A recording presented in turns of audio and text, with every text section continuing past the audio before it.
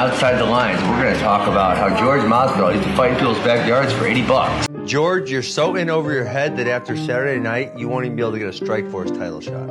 Boom, roasted. Marty, even those shirts can't give you a personality. Boom, roasted. Conor McGregor, your title reign lasted just longer than your first fight with Nate Diaz. Boom, roasted. Khabib, your unibrow is more well-rounded than you are. Boom, roasted. I'm angry, a little bit emotional. All these reporters ask me why you're so mad. I'm kind of curious.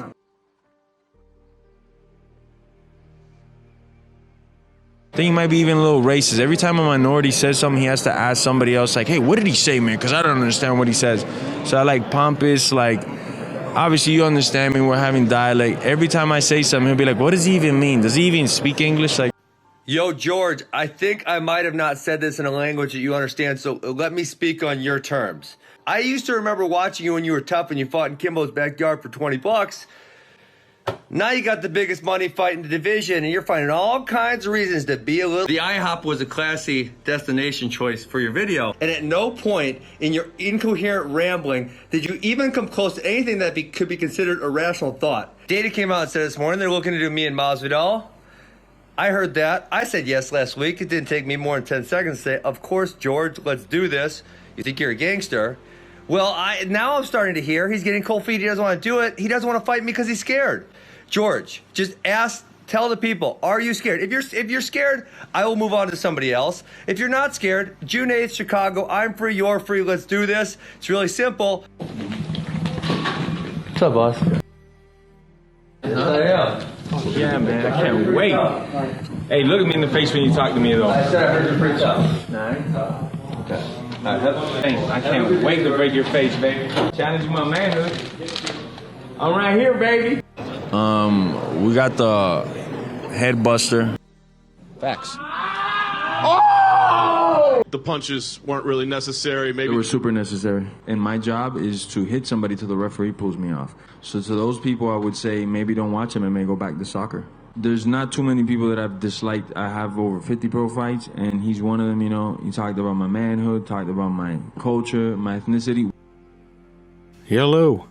I've grown up with people from a harsher economic status, and naturally, in that world, you can't be weak. Otherwise, you're easy prey.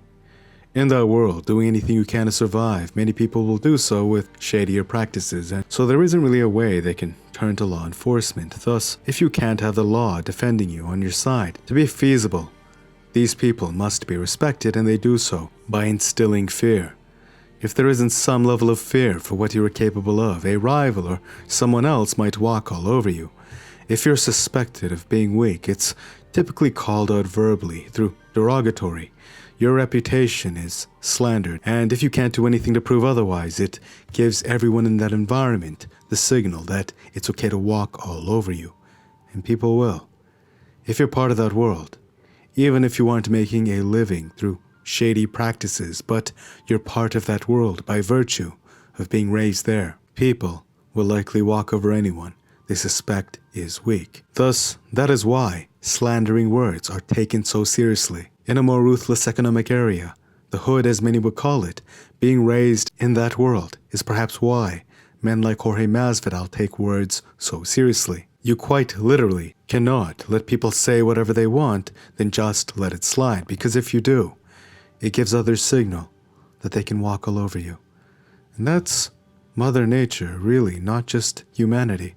It's why some animals growl before pouncing on prey. It's why some animals have horns despite being herbivores. When the nature of your environment is ruthless, you need to have fangs, horns, some way to show that you can hold your ground. For normal, wealthier portions of civilized society, that respect is established by being able to call the police comfortably. But in harsher environments, the lion and the hyena, they will know you're an easy meal if you just let people say whatever they want to you.